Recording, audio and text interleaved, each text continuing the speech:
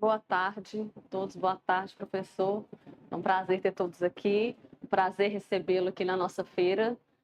O professor Tito dispensa apresentações, né? Mas é um pesquisador da cerâmica, dos esmaltes cerâmicos e veio aqui hoje contribuir com o nosso evento. Então, tenha uma ótima palestra, seja muito bem-vindo e muito obrigada por estar aqui com a gente. Boa tarde, agora oficialmente aqui começando o evento, agradecer a organização do evento pelo convite para vir aqui falar sobre esmalte cerâmico, que é um tema que está grudado em mim, acho que há mais de 38 anos, e eu gosto muito de falar sobre ele exatamente porque para a maioria das pessoas representa um desafio quase considerado impossível e, na verdade, não é nem tanto uma coisa nem tanto a outra. Nem tão simples e nem tão complexo. Então, a ideia hoje da apresentação é falar basicamente dos esmaltes cerâmicos. Assim, para muita gente parece mágica, né? Porque a pessoa não conhece, não sabe o que tem dentro. Isso aconteceu comigo também a primeira vez. Quando eu esmaltei a primeira peça, eu olhei e falei assim, mas isso aqui vai ficar assim? Tinha a peça esmaltada, eu falei, vai. Eu falei, pô, mas como é isso? Como é que isso acontece e tal? Então, na verdade, a ideia é começar a desmistificar um pouco isso, quer dizer, não é mágica, né? Então, esse aqui é um formulário de inscrição que eu já compartilhei com as pessoas, compartilho pelo próprio Instagram. Eu ministro 2 cursos básicos, um curso de formulação de esmalte cerâmico e um curso de formulação de massas. E esse ano, o ano de 2026, eu já tenho 2 aulas inaugurais agendadas. Essa aula inaugural é aberta, gratuita, a pessoa se inscreve e participa. Se vai continuar no curso ou não, se vai dar certo para a pessoa ou não, se ela vai achar legal, aí é de cada um, não tem problema nenhum, a pessoa entra. Depois, às vezes, a pessoa fala assim, eu não vou poder fazer esse ano. Eu falo, tudo bem, a ideia é essa mesmo. Como uma breve apresentação, eu sou um dinossauro da cerâmica, né? Eu, na verdade, sou da 3ª geração de ceramistas no Brasil, de cerâmica de alta temperatura. Claro que a cerâmica é muito mais antiga do que isso. E quando a gente fala da 3ª geração de ceramistas, é assim, quem aprendeu com quem, que aprendeu com quem, que aprendeu com quem. Porque a cerâmica de alta temperatura, não vai dar para a gente falar aqui, mas ela tem uma história no Ocidente que começa com o Bernard-Litt.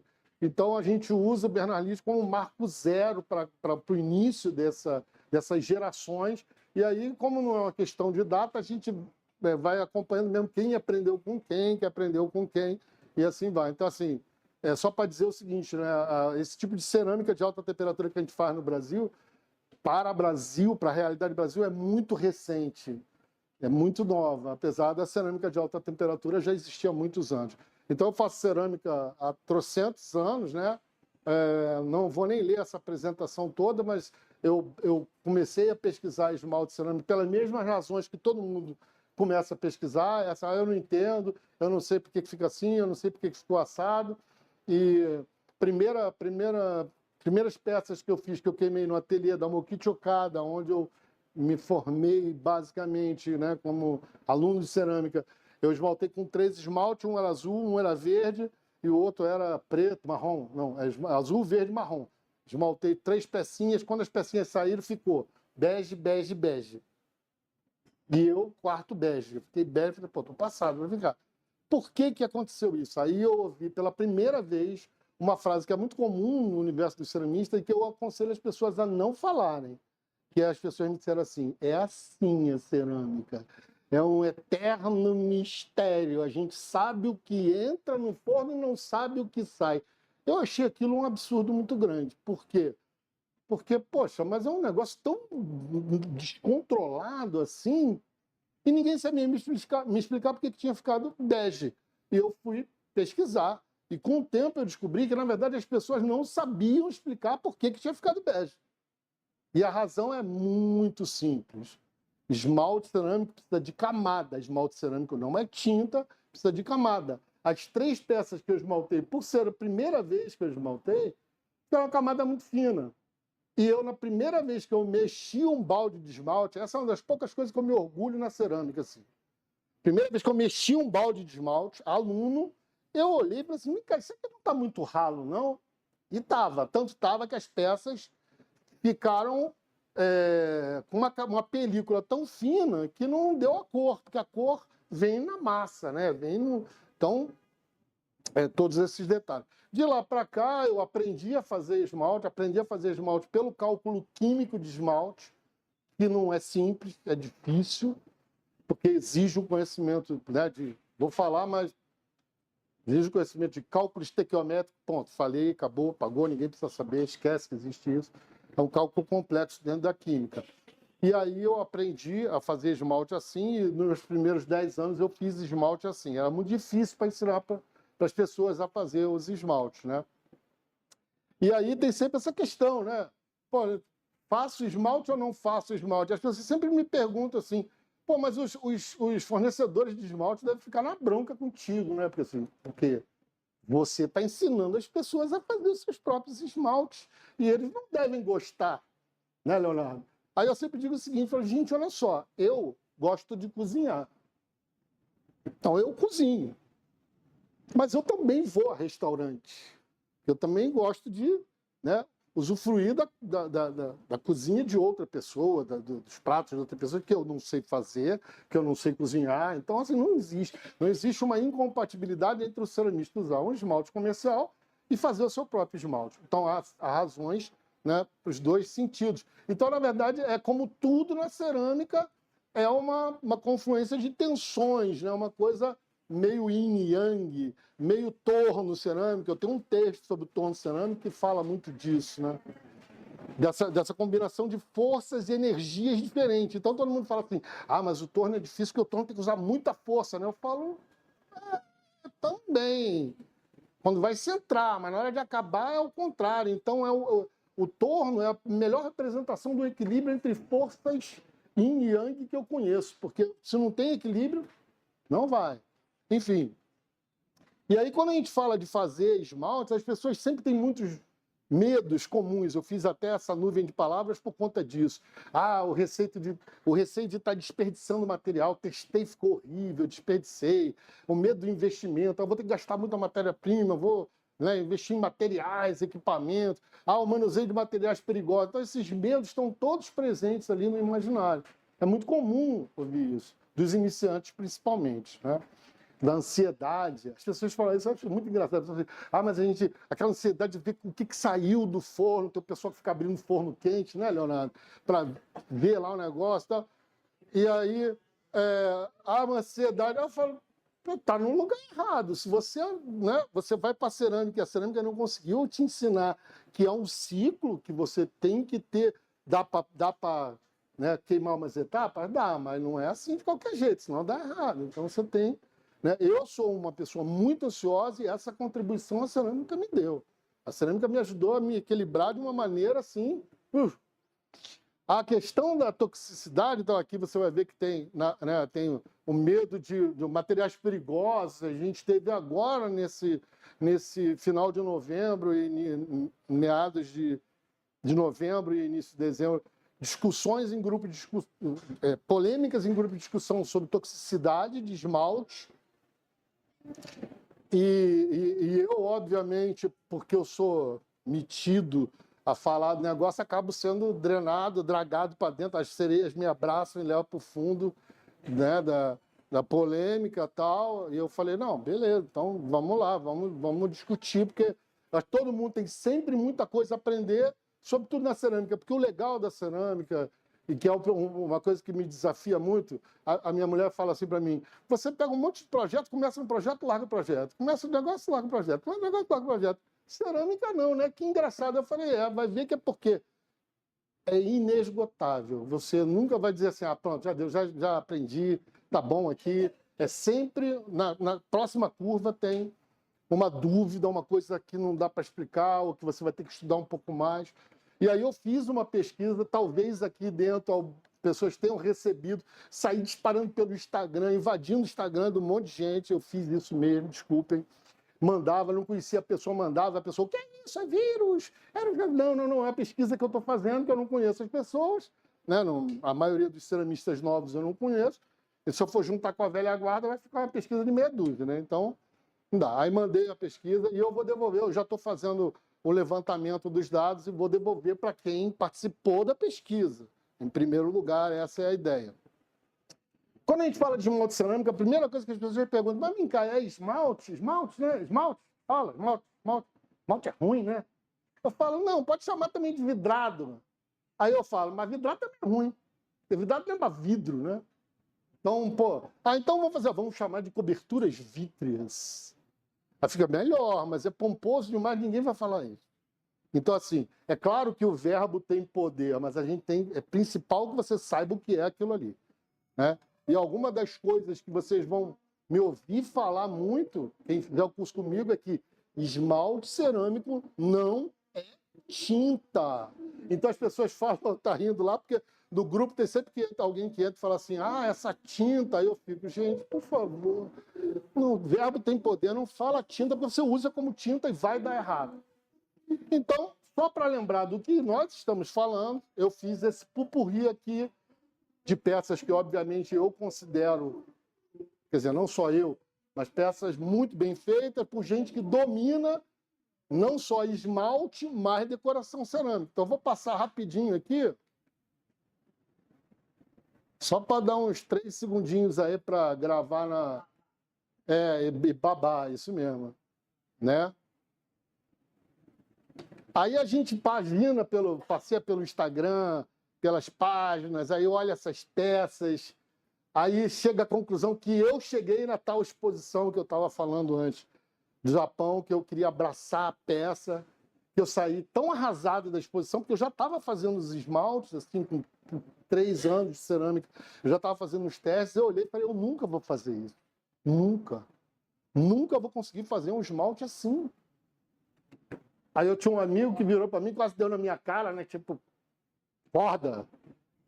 Se alguém conseguiu fazer, você consegue. Só vai depender da energia que você está disposto a gastar para fazer aquilo ali. Porque você sabe quanto tempo ele levou para fazer isso? Ele me falou. Eu falei, realmente não sei. Deve ter sido muito tempo. Então, uma das coisas que nós, como ceramista, como eu falei, quem aprendeu com quem, que aprendeu com quem, nós somos uma geração de ceramistas que a gente aprendeu, né? A gente tem pouca história. Então, quando eu pego peças dessa aqui, por exemplo, não tem aqui uma peça do Tomo Hamada. Outro dia eu entrei numa postagem no Instagram, era Tomo Hamada. Tomo Hamada, que já é quase um senhor, ele é neto de Shoji, ou Shoji Hamada, que é patrimônio cultural vivo do Japão na área da cerâmica. É gente tombada, ele é morto hoje, falecido já, tombado. Tombado por quê? Porque esse cara sabe tanto que nós vamos tombar ele, tomba. Existe isso no Japão, o tombamento do patrimônio cultural vivo.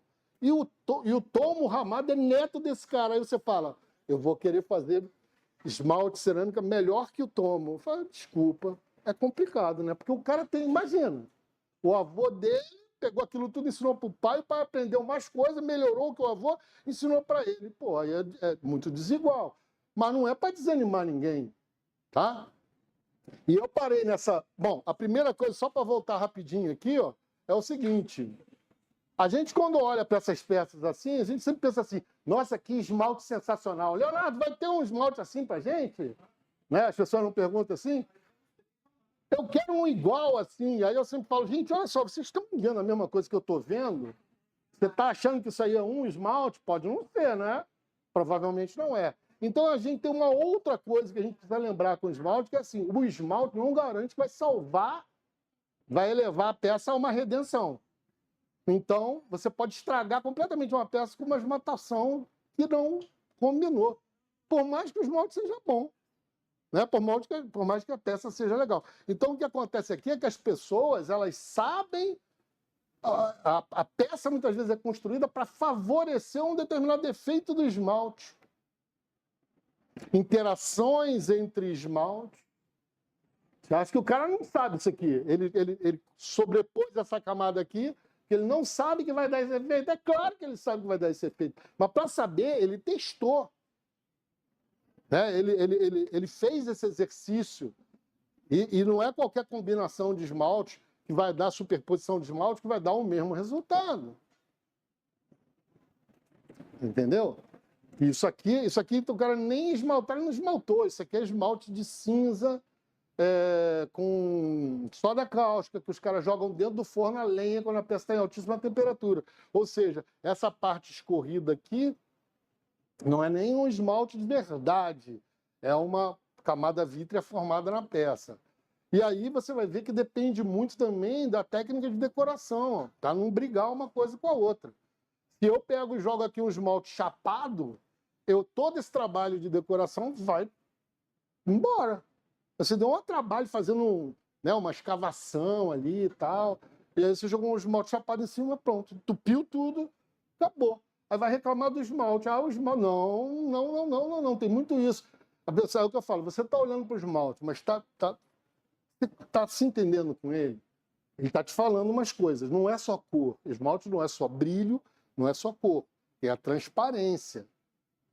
E isso é fundamental para você aprender a fazer bons esmaltes. É claro que isso aí é esmalte cristalino, não me peçam para explicar como o cara fez essa iridescência aí. Isso é realmente bem complexo. Aí é macro cristalino também. E aí eu boto essa peça aqui que é para dar um choque, né? Que bota aquela monte de coisa linda e tu põe esse negócio aqui. Aí eu sempre falo isso para minha mulher. Minha mulher fala, passei aqui na feira e diz assim, nossa, que peça linda, ai, que peça linda, ai, que peça linda. Eu falo assim, você já parou para pensar que nem tudo que a gente faz a gente pode querer como expressão que aquilo seja lindo, né? Aquilo pode ter uma outra coisa por trás. Esse ceramista aqui, ele passeia pelo ambiente natural e ele tira foto das texturas, das coisas, que o que encanta ele é essa coisa do ambiente natural e da natureza, das texturas e tal. Ele vai para o ateliê e fala, eu vou fazer um negócio mais ou menos naquilo ali, entendeu? Então ele, na verdade, está querendo representar como se fosse uma síntese das texturas de um determinado lugar que ele foi. Ele não quer que isso aqui seja bonito aos olhos do leigo, por exemplo. Essa peça aqui é desse tamanho, tá? Só para vocês terem ideia. Aí você fala assim, a pessoa que fez isso aqui não sabe fazer esmalte, né? Porque o que fundiu aqui? Porque está tudo meio enrugado, está cheio de defeito de esmalte aqui. É isso mesmo. Para o cara fazer isso aqui, ó, ele tem que dominar muito o conceito desses materiais. Porque ele sabe exatamente o que vai fundir, o quanto vai fundir, se vai encolher, se não vai encolher, e se vai brilhar ou se não vai brilhar. É controle, é domínio. E não é por acaso. Ele não chegou aqui e falou, vou salpicar, vou jogar um pouquinho disso, um pouquinho daquilo. Não, isso aí é coisa aí, ó. Olha aqui, ó. Olha o vítreo aqui, ó. Tá vendo? O vítreo sobre esse material aqui, que pode ser um dry glaze, pode ser um esmalte seco, pode ser um monte de coisa. Então, assim, a questão da magia é isso aqui, né? Antes e depois, que eu falei que foi a minha primeira visão lá, né? Eu olhei e falei, quer dizer que isso aqui vai virar isso aqui? Pô, não pode. Nem como isso? Não existe isso. Né? Aí a pessoa olha essa peça assim e fala, ó, aqui as peças biscoitadas. Não, é esmalte. Aí você olha e fala, ué, mas era tudo terracota, aí agora ficou tudo assim, meio esverdeado, azulado? Celadon, um esmalte rico não, mas com óxido de ferro, em queima de redução. Eu quero fazer isso. É muito comum, os alunos entram no meu curso e falam assim, eu quero fazer isso. Eu quero fazer um vermelho de cobre, eu quero fazer um temor, eu quero fazer um celadon. Eu falo, mas o seu forno é a gás ou é a lenha? Não. Eu falei, então esquece. Você pode fazer um pseudo-celadon, pode fazer um pseudo-temoco, mas não é um temoco, porque esses são os esmaltes tradicionais, orientais, tem uma história, tem, né? Então, assim, mas dá para fazer bons esmaltes, tá? Mas você vê que não é nem só a composição do esmalte, até a queima e o controle da atmosfera do forno você tem que ter. Aí o iniciante fica doido, né? Pô, aí não, peraí, além da composição, ainda tem que saber que a atmosfera do forno... E aí vem sempre aquela pergunta muito comum, assim, mas por que a gente não pode queimar a cerâmica num forno de casa? Né? Daí eu tenho que vir aqui, que é o básico, né? Qual é a temperatura mais alta no forno caseiro?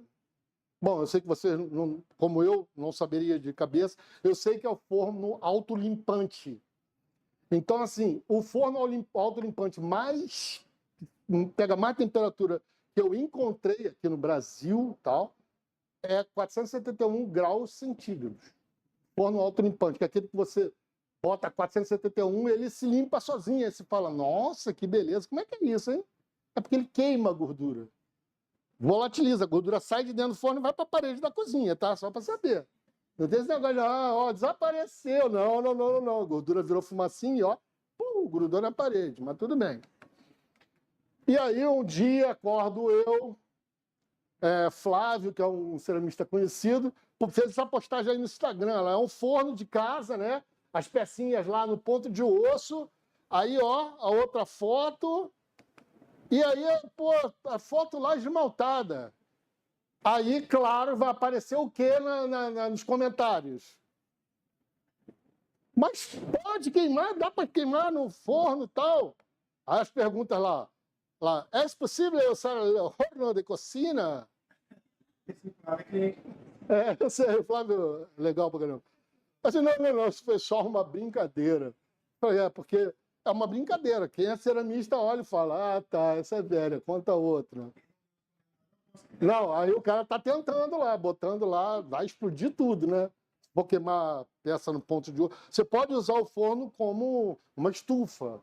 A gente usa para muita coisa, para secar a peça, dá para usar, mas não, né? Então, por que não dá para queimar no forno de cozinha? Porque o Tito disse que não dá para queimar no forno de cozinha, é por isso? Não é por isso não. Então, eu falei para vocês lá do quartzo. Então, o quartzo, ele tem aquela substância ali, óxido de silício. Aliás, em cerâmica, acho que a maioria já ouviu falar de óxido, óxido para lá, óxido para cá, óxido para lá. É muito engraçado que as pessoas falam assim para mim, eu fiz uma decoração na minha peça com óxido. Aí eu falo, tá, qual? Não, óxido. Eu falei, gente, óxido não é sinônimo de óxido colorante, tá? Não é sinônimo. Óxido é uma categoria, um grupo de substâncias que é alguém combinado com oxigênio. Então, aí está lá, tem a substância, óxido de silício, ali tem a representação da molécula, isso aqui é a substância, que é o quartzo, que é uma rocha.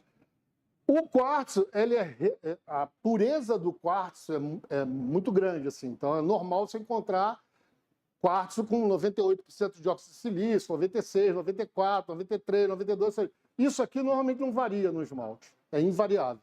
Então, se eu fiz uma receita, repetir e ficou diferente, tira a culpa do quartzo, não é o quartzo, tá? Então, o quartzo é uma rocha, um cristal de rocha, e qual é a temperatura que é o material vitrificante, funde? Que temperatura ele funde? Ele sozinho. Porque as pessoas falam assim, vidro não é areia, vidro não é areia? Não. Mas vidro não é areia fundida, derretida? Não. Não, mas eu ouvi falar que o vidro... Não, não é. Por que não? Porque a areia funde a 1713 graus centígrados. Ninguém vai usar. Para quem faz cerâmica, 1713 graus centígrados é uma temperatura que você imagina que vai atingir com algum forno, qualquer forno. Não.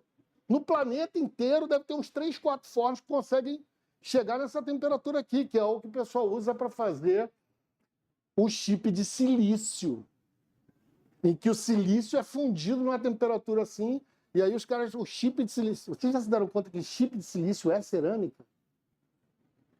Esse material é terrível, né? 1713. Ferrou. Ninguém vai fazer esmalte, porque só o quartzo não vai dar lugar nenhum. E o forno caseiro que chegava a 471, você só tem uma diferença de 1.242 graus para fazer o quartzo fundir no forno caseiro. Não tem como, não dá. Então tá, pronto, vamos embora, acabou a palestra, vamos para casa, que ninguém vai fazer esmalte, porque já vi que não dá. Calma, peraí, não acabei. Não se desespere. Porque desde muito tempo, ou seja, desde antes de Cristo, você tem materiais vítreos, né?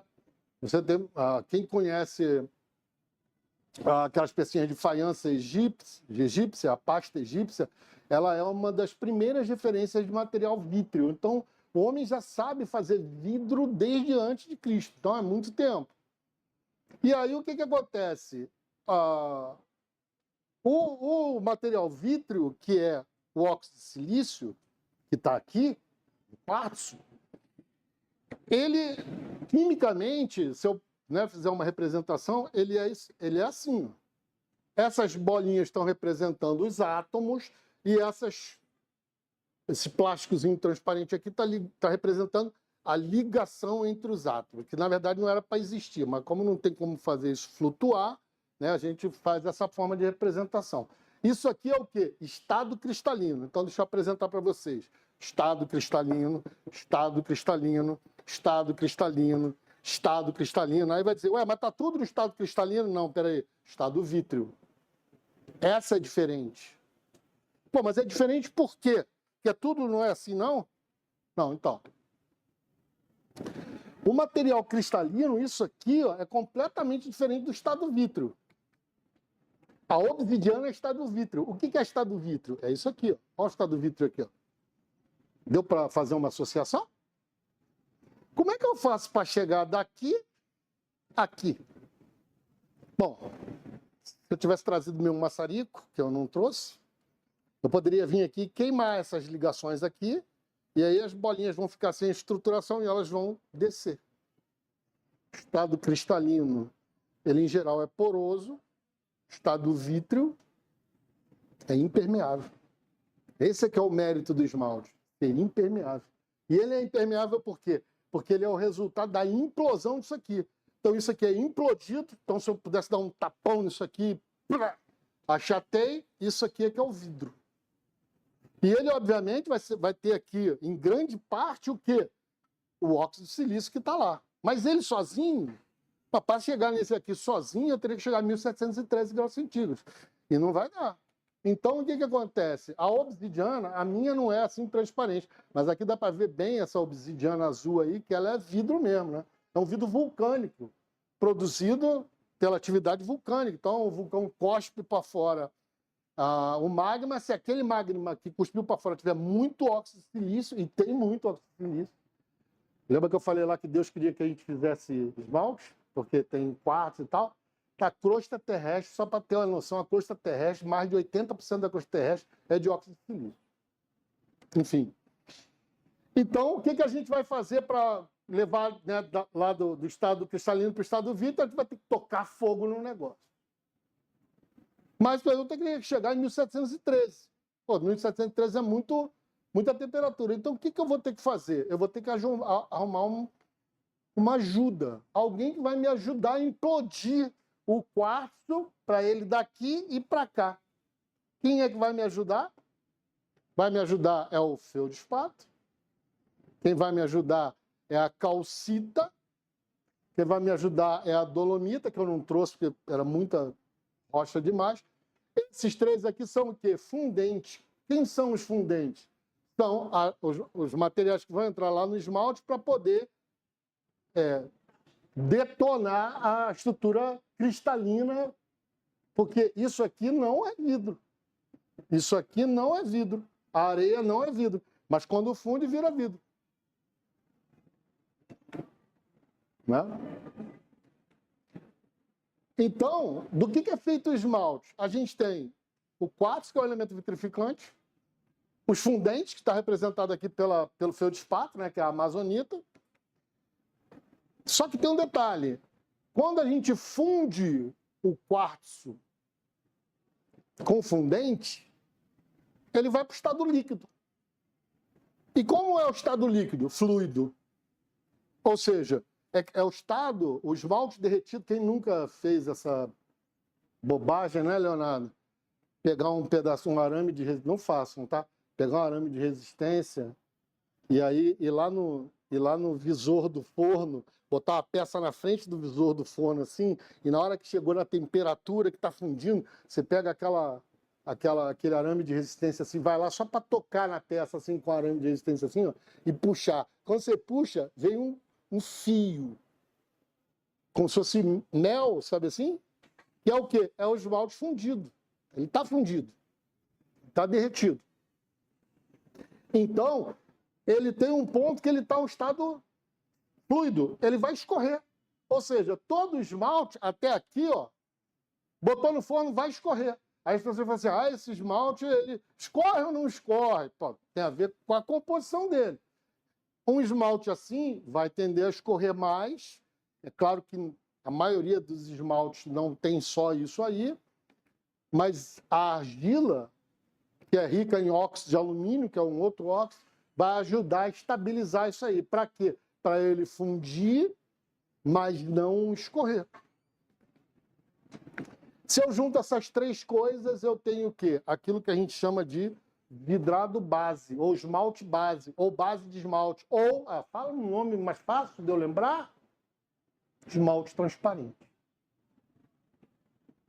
Eu tenho que fazer uma peça aqui que eu quero fazer uma decoração com óxido de quê? Colorante. E aí eu vou cobrir com esmalte transparente.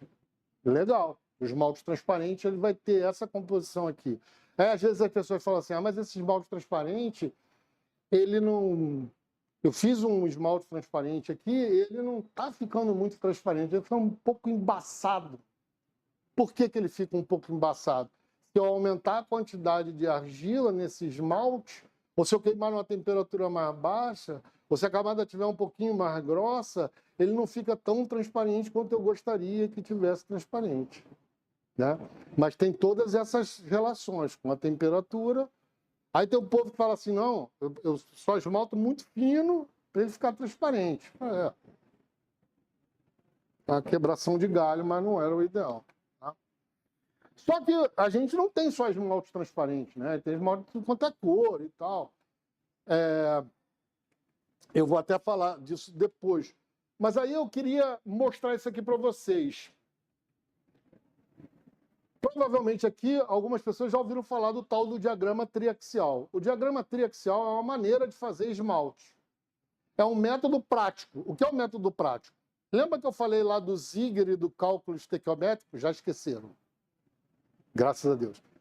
É um cálculo químico que você tem que fazer no braço ali, ou usar um programa de cálculo de esmalte e tal. Então é muito difícil. O diagrama triaxial é uma maneira prática, um método prático. Ele funciona? Funciona. É assim que eu ensino a fazer esmalte? Não. Mas funciona? Funciona. Só tem um probleminha.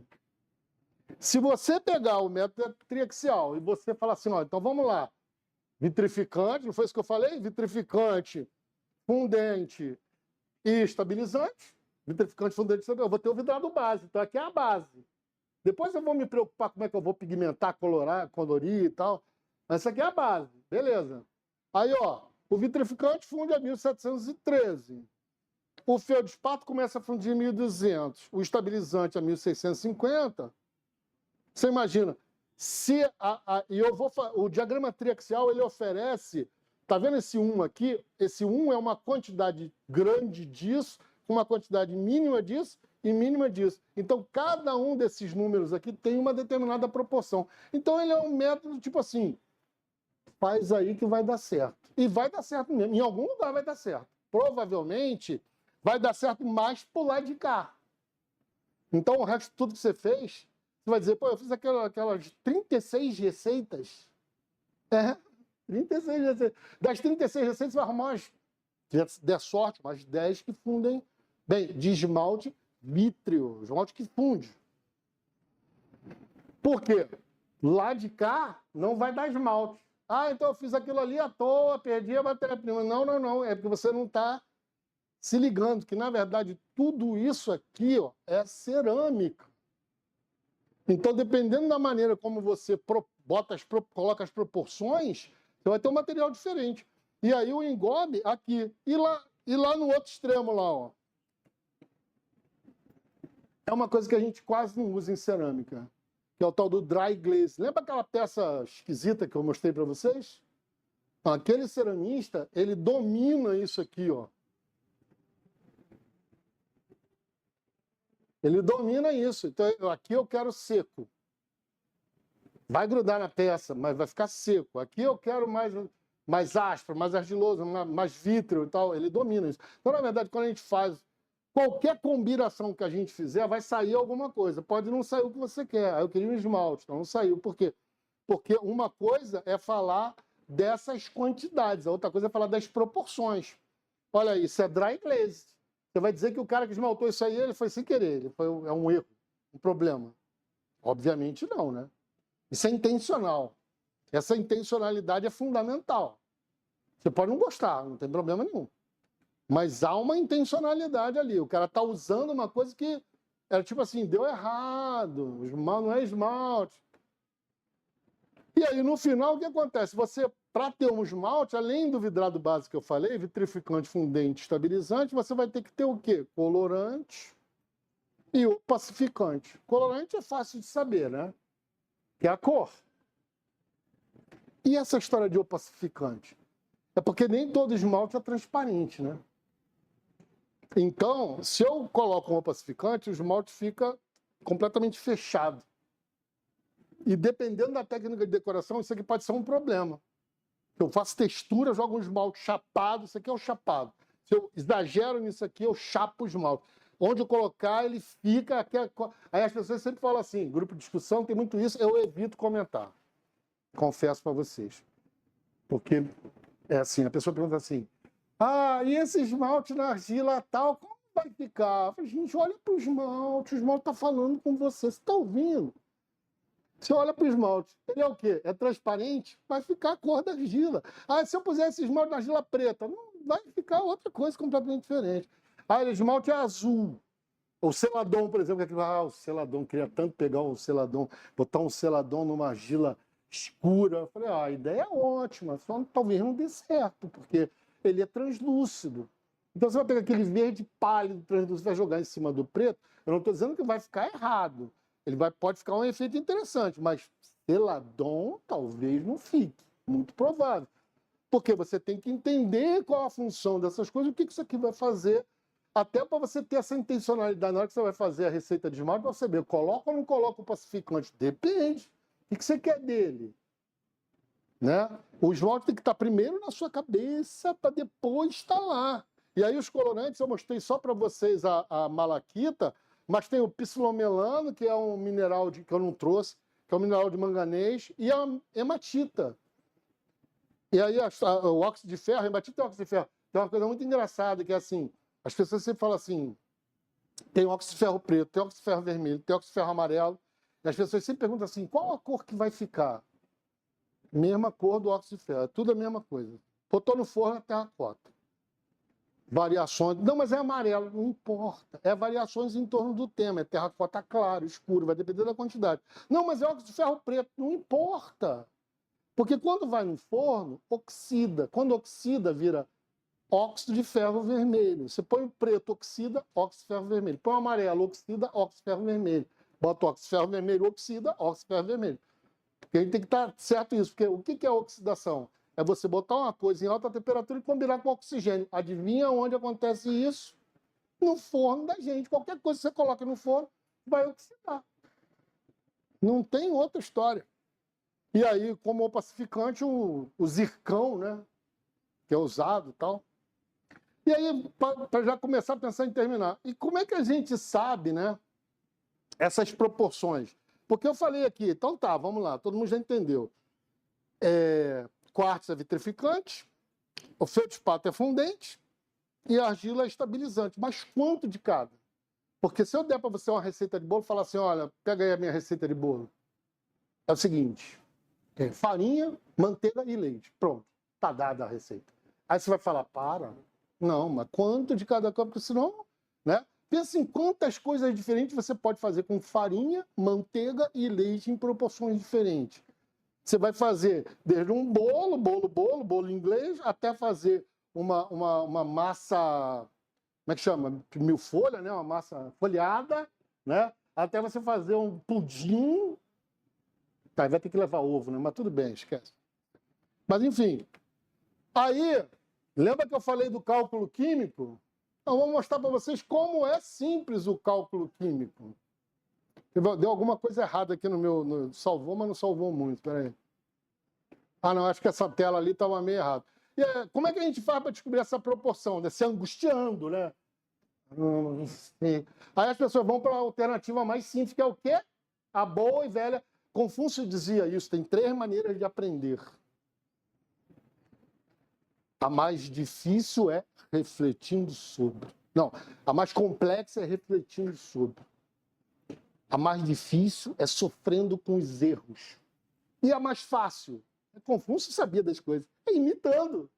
Aí você aprende, você fica ali do lado do cara, tudo que ele quiser tu faz, e assim, vai imitar. Aí vem o cálculo químico que eu falei lá do senhor Hermann Ziegler, o cara que inventou o cone pirométrico, tá? Olha lá, ó, 1902. Esse cara aqui tem que bater muita palma para ele, porque ele fez uma coisa que ninguém sabia. Ninguém sabia por que os esmaltes fundiam. E esse cara foi lá, pesquisou e descobriu. Sozinho não, porque ele trabalhava para as indústrias, né?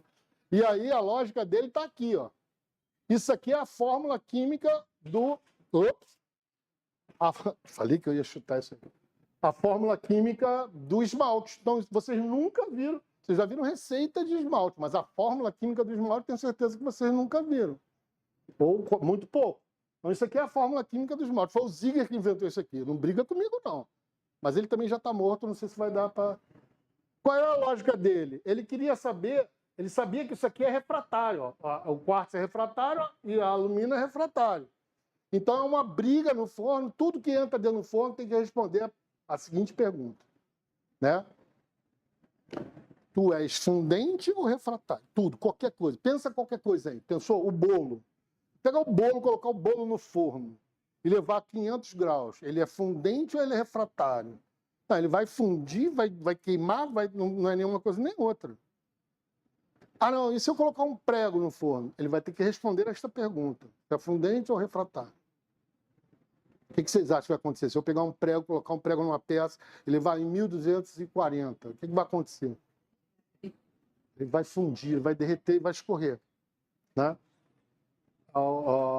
Enfim. Então, o Ziegler, para poder saber o porquê que o esmalte fundia, ele criou essa lógica aqui. Isso aqui, ó, são os fundentes. Fundente, estabilizante, vitrificante.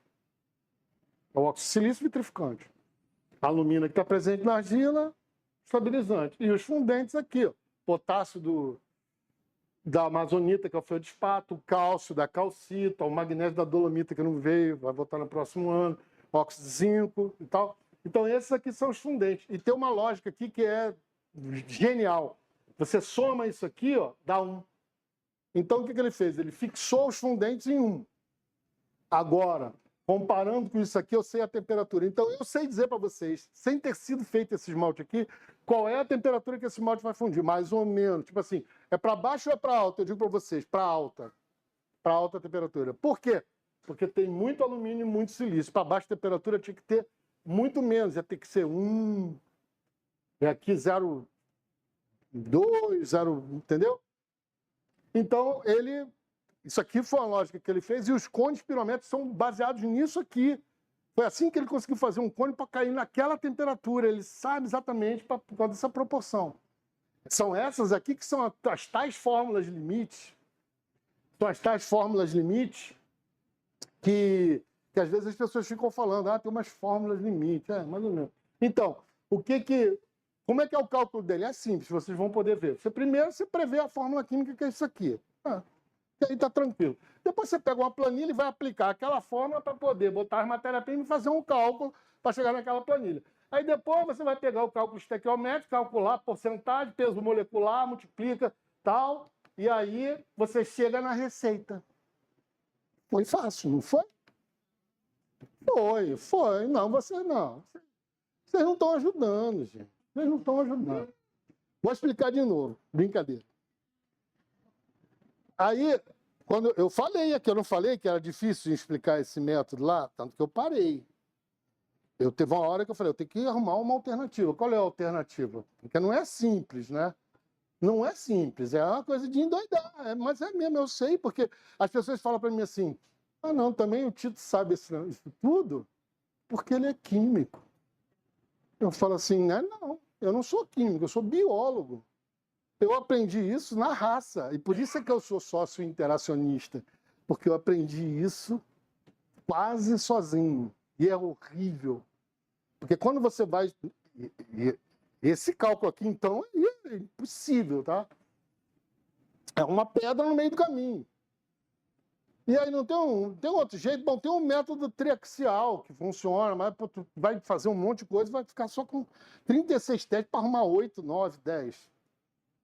Então, aí eu apresento para vocês o método, deixa eu voltar aqui, porque é isso aqui, ó. O método que eu desenvolvi, que é esse método, esse singelo nome de empírico percentual. Mas por que empírico percentual? Porque é isso que ele é. Ele é empírico, é um método prático que é baseado em porcentagens. Então, o que acontece? Ao longo do tempo, eu fiz trocentas receitas calculando com cálculo químico. E um dia eu peguei, era um calhamaço de ficha, lembra que a gente usava ficha de papel? Peguei um calhamaço de ficha de papel, procurando uma receita, comecei a olhar e sem querer, absolutamente sem querer, eu percebi uma coisa. Eu falei, engraçado. A maioria das receitas do feldespato ele fica entre 35% e 55%. Por quê? Não tinha a menor ideia. Aí eu fui até o final, voltei e falei, pô, será que isso acontece também com os outros? Fui olhar o cálcio. Aconteceu a mesma coisa com o cálcio, aconteceu a mesma coisa com o zinco, aconteceu a mesma coisa com a dolomita, com todas as matérias-primas, tinha ali uma porcentagem, uma faixa de porcentagem. Aí eu olhei e falei, pô, será que dá para ir direto fazer isso, pegar tipo uma tabela e criar uma tabela com essa porcentagem, e a partir daí a gente ir direto, sem fazer aquele calhamaço todo?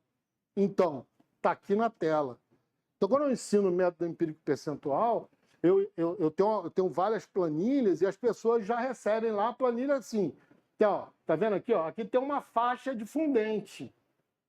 Que vai variar, mas você tem uma faixa aqui que vai te ajudar a ter um esmalte que funde dentro daquelas regras lá que o Ziegler pensou que você tinha que chegar num cálculo químico. Então, é um método prático para produzir bons esmaltes. E aí, isso aqui é a programação do meu curso, né?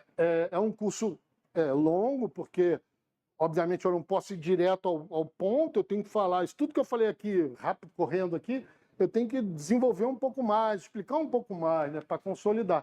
Então, tem uma parte teórica no curso, que são em torno de 8, 9 aulas, e depois eu tenho uma parte prática que funciona como uma assessoria, que eu vou falar para vocês, eu acho que é a melhor coisa, porque é o seguinte, você faz a receita de esmalte no seu ateliê, com as suas matérias-primas, a gente com a Oxy, a gente sempre faz um kit, né, para todo mundo ter as mesmas matérias-primas e evitar que a pessoa tenha aquela famosa matéria-prima assim, eu ganhei umas matérias-primas aqui de uma amiga minha que parou de fazer cerâmica, ela fazia cerâmica há 20 anos atrás. Ela parou de fazer cerâmica, me deu umas matérias-primas. O que você acha de eu usar elas no curso? Eu falo, péssimo. Por quê? Porque é de graça? Não, porque o que é aquilo? Você tem certeza que aquilo está certo, está identificado corretamente? Então, você vai pegar uma matéria-prima que você não sabe de quem é, pode ter erro de identificação, é uma matéria-prima que não está no mercado. Aí você fez a receita, ficou ótimo. Como é que você consegue aquilo ali? Porque eu tenho receita minha que tinha, assim, matéria-prima sei lá, um fornecedor lá do Rio de Janeiro que não existe mais.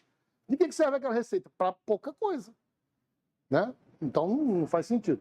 Então, a parte prática é isso. A gente orienta as pessoas a fazer a receita com a matéria-prima dela, de preferência, né, o kit da Oxid lá, que vai estar todo mundo com a mesma matéria-prima, então se der errado, a gente já sabe que ele vai gritar para o Leonardo e falar, Leonardo, deu algum problema aí, porque ficou tudo horrível e isso não acontece assim, sabe? Eu tenho o prazer de ter um curso com 30 alunos, ter mais de 90 receitas de esmalte, e de 90 receitas de esmalte, pensa no diagrama triaxial, de 90 receitas de esmalte testado, tem assim, 2 que não fundiram. Mas assim, a base fundiu. Aí eu pergunto, mas vem cá, você pesou essa base 2 vezes, não pesou? Pesei para uma versão de colorante e para outra versão de colorante. Então, deve ser erro humano. Você pode pesar de novo aí, porque pode ter errado na pesagem, colocado uma matéria, por exemplo, o caulim, se eu colocar o caulim, que não sei se eu colocar de novo, já sabe que o teu esmalte não vai fundir, porque ele vai ficar muito refratário demais, entendeu? Então, assim, é muito raro, pode ficar, não era isso que eu queria, que é o mais comum é isso, né? Todo mundo gosta de esmalte no outro, não gosta do seu. Isso é muito comum. Porque eu queria um assim, assim, assado, assim, tudo. E aí sai um esmalte sensacional e como na sua mente estava aquele esmalte, você fala, não gostei. E todo mundo gosta. E por quê? Por conta da expectativa, que há um problema, a gente tem que dar uma relaxada nas expectativas que é para poder fluir. Aqui, novamente, o QR Code do formulário, né? Já tem 120 pessoas inscritas para as aulas inaugurais, e nesse ano, se Deus quiser, eu vou fazer um curso específico sobre toxicidade na cerâmica, né? Aí o curso funciona, né? O método funciona, então aqui testes da primeira turma de 2025, né? O Festival do Vermelho, que eu estava comentando aqui, pigmento encapsulado, segunda turma, um monte de esmalte bacana. Aí aqui um bate-bola aqui de algumas receitas de esmalte. Tem as receitas de esmalte que eu vou dizer, não gostei desse esmalte, não era isso que eu queria um azul, não sei o quê. Sabe assim? Aí a senhora fala, pô, mas tá maneiro, tá bacana. Todo mundo gosta do outro, não gosta do seu. Acontece isso, né? Esse aqui, por exemplo, a Karen falou, eu queria um vermelho. E ficou assim, eu falei, pô, mas ficou bacana, né? Pensa, vamos lá, tal. Não, mas eu queria um vermelho. Não ficou vermelho, realmente. O problema, a expectativa é isso. E aí você vê, essas pessoas todas estão fazendo, elas nunca fizeram nenhuma receita de esmalte antes. Tem gente aqui que tem de 6 meses a 10 anos de cerâmica. E aí, de cada um daqueles meses, a gente tem uma outra visão, que depende de como você encara o mundo, né? Então, tudo é sempre isso, né? Você vê que, às vezes, o defeito e a qualidade são a mesma coisa, maneiras diferentes de ver. Por exemplo, teimosia. O cara encasquetou com esse negócio de esmalte, não largou enquanto ele... Né, ideia fixa. As pessoas falavam isso para mim. Que ideia fixa, larga esse negócio. Você encasquetou, teimoso. Eu tenho fama de ser teimoso. Você é teimoso. Agora, qual é a qualidade ali relacionada à teimosia?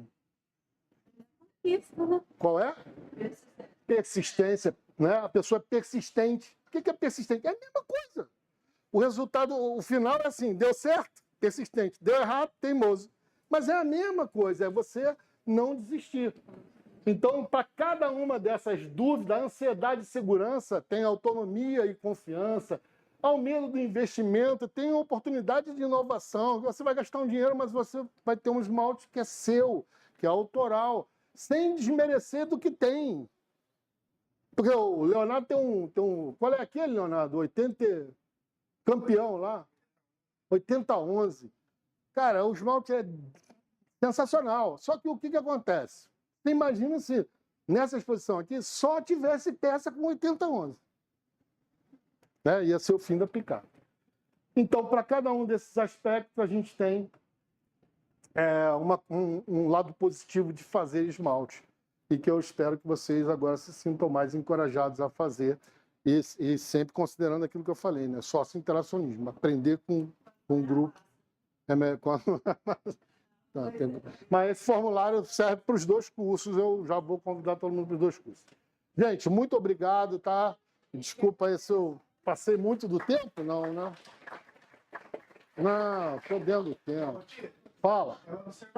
Lembrando que a Oxford começou a vender em 2023 no seu curso, né? Então, Nunca tinha feito loja.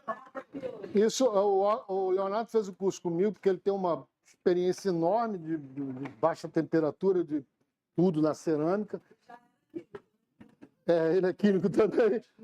E aí ele fez o curso comigo. Aí ele virou para mim e falou, você acha que se eu vendesse matéria-prima, esmalte de alta temperatura... Eu falei, cara, tem espaço no mercado para bons esmaltes e gente que quer fazer as coisas certo, né? Então, assim, eu acho que tem espaço. E ele começou, e a Ox de hoje... essa é a notícia que eu tenho que dar para as pessoas, né? Posso dar para as pessoas? Né?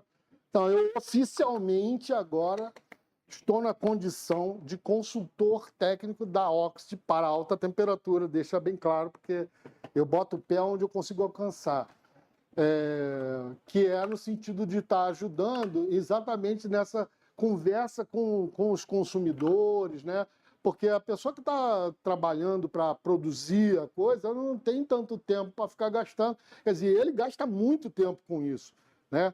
E às vezes a dúvida é uma dúvida muito básica para você, né, ficar gastando muito tempo com aquilo ali. Então, eu espero poder estar contribuindo agora na questão da produção de esmalte, engobe, massa, né? A massa da Oxid Agrês tem uma contribuição minha, então temos aí um monte de desafio aí para o futuro aí. Tá ok? Gente, obrigado mais uma vez pela presença de vocês.